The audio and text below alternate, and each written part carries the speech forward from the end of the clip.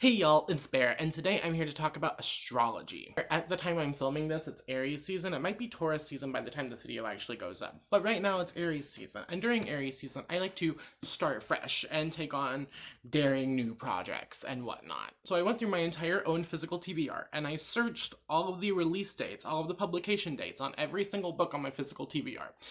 And then I counted how many books have been published under a sign. Basically, every season of astrology, each zodiac sign has a season. And if you are born under that season, that means you're that sign. So if you're born from March 21st to April 19th, you're in Aries, and so on and so forth.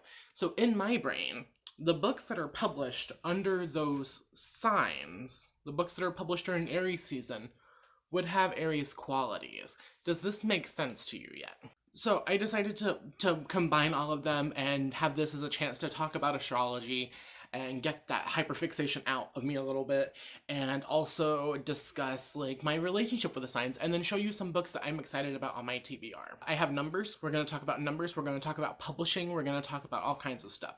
I want to be clear that in these numbers, the only thing I counted was how many books I had that were published under that sign, and then how many books under that sign were sent to me by publishers and authors. So Aries season runs from March 21st to April 19th. In this, I had 9 books published across the years, and 0 of them were sent to me by publishers or authors. The 3 books I have that I'm most excited to read that were published under Aries season are The Confessions of Franny Langton by Sarah Collins, which is a sapphic historical thriller, The First 15 Lives of Harry August by Claire North, which is kind of a Doctor Who science fiction thing, and The Luminous Dead by Caitlin Starling, which is a sapphic horror sci-fi. I get along with Aries pretty well. I have a lot of people in my family who are Aries and a lot of friends who are Aries, so me and Aries, we go well together. I don't know why, and it doesn't make sense because all of the other fire signs I'm not a huge fan of, but I love me and Aries. They're in like my top 5 signs. Moving on to Taurus, I had 13 books that were published under the Taurus sign, and 2 of them came from publishers. And the 3 I'm most excited to read are What They Did to Princess Paragon by Robert Rohde. This is a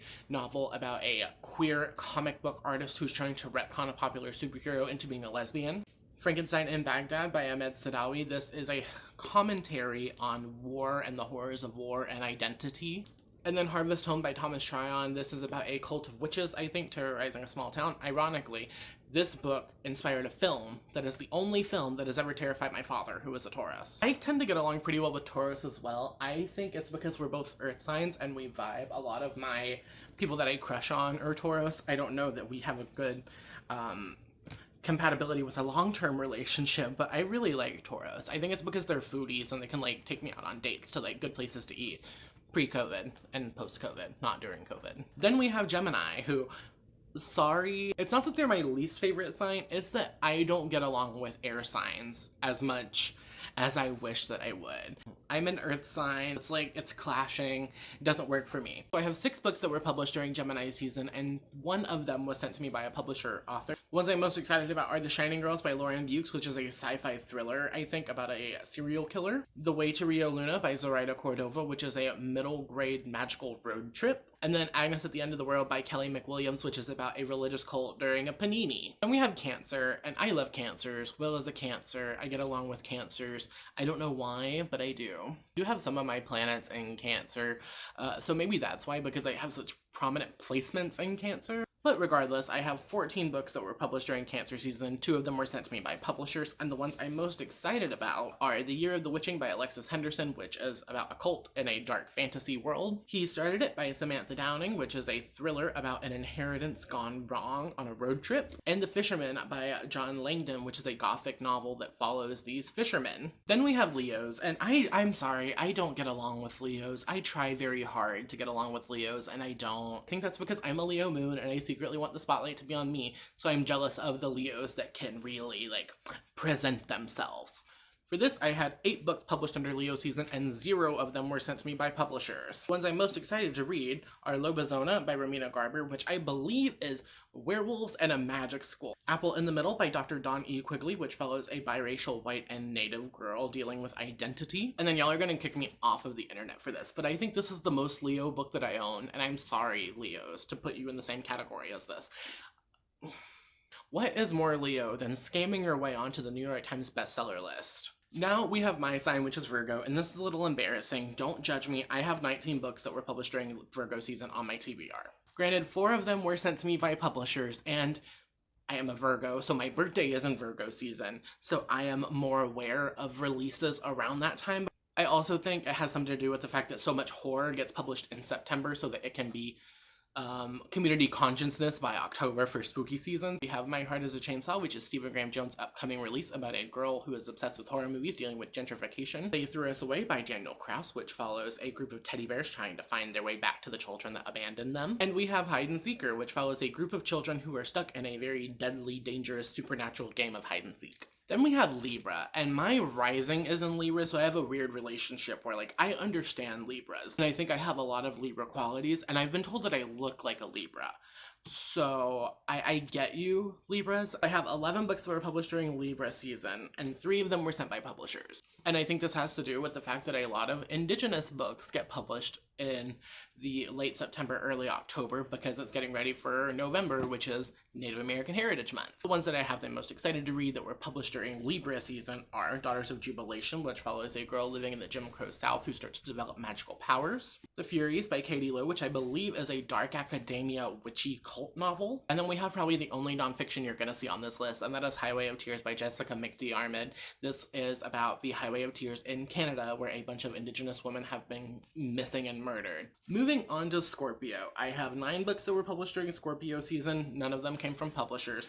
I like Scorpios, though. I think y'all are fun. I don't know that Scorpios like me very much, but I like y'all. And for Scorpio season, I have Future Home of the Living God by Louise Erdrich, which is like a dystopian, thrillery pregnancy book.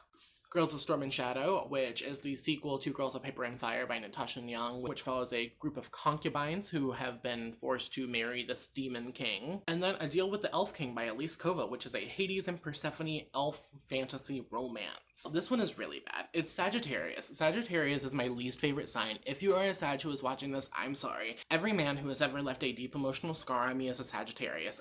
I feel like that's because I like order, I like stability, and Sagittarians are very like, we're gonna go wherever we want to go. Because of this, I only have 4 books that were published during Sag season. I have Gods Behaving Badly by Marie Phillips, which follows the Greek gods living in modern-day UK. The Good Girls by Claire Eliza Bartlett, which follows a group of cheerleaders and straight-A students dealing with a murder in their small town. King of the Rising by Case and Calendar, which is the sequel to another one of my favorite fantasies of all time, Queen of the Conquered. I believe this one follows a former slave turned rebel who is leading the rebellion against the colonizing royal families. Moving on to Capricorn, which is my personal favorite sign. I know, like, Virgo, Capricorn, and Taurus, all my earth sign babies, were in like my top 5. Capricorns like things to be done perfectly. As a Virgo, this comforts me.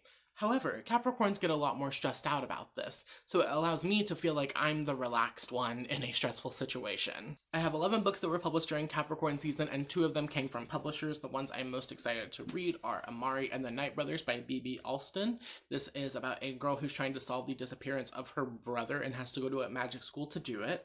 This is Paradise Stories by Christiana Kahakuila, which is a Hawaiian indigenous short story collection. And Jan Leonke's The Day the Sun Died, which follows a boy who lives in a mountain community where everyone is sleepwalking. He's the only one awake. So, during the Aquarius season, these are the books on my TBR that I'm the most interested in, that I find myself constantly reaching for. All 11 and 3 of these also did come from publishers. So the ones I have to talk about today are The House of Impossible Beauties by Joseph Quesada, which is a historical fiction that follows the formation of the first all-Latinx drag house in New York. The Boy from the Mish by Gary Lonesborough, which is a YA contemporary indigenous Australian novel. I believe it's queer as well. And We Can Only Save Ourselves by Alison Wisdom, which follows a girl who follows this magnetic stranger to his house one day and gets sucked into a cult.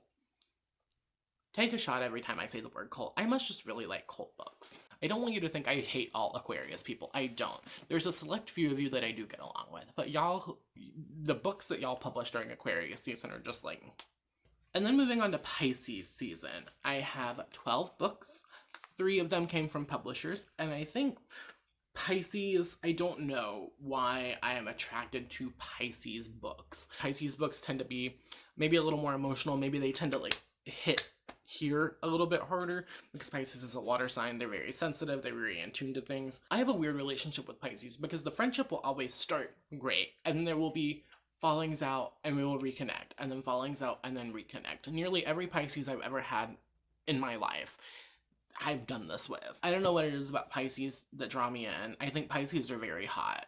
I've never met an ugly Pisces. I have Bunnicula. This is a children's book by Deborah and James Howe, which follows a vampire rabbit that sucks the juice blood out of vegetables. The House on the Cerulean Sea by T.J. Klune, which is an adult urban fantasy novel that follows a caseworker going to check out this orphanage for magical children. And Firekeeper's Daughter by Angeline Boulet, which is a YA mystery thriller about an Ojibwe girl trying to solve the mysteries of her res. That's all I have for you today. This was fun, even though I don't know what the point of it was. It gave me a new way to organize my TBR. If you've read any of these books, let me know your thoughts about them down in the comments. Just make sure you keep them spoiler-free because I have not read them. And then comment question of the day, let me know your zodiac sign and like 3 of your favorite books. I've been doing this on Twitter. Do you think that there's any correlation between a book and then the sign it's published under? Because like some of these I feel like are very apparent. Like Aquarians, I feel like the Scorpio books are very Scorpio. And another thing too, why is there so much horror thriller published around Cancer season? Is it because it's like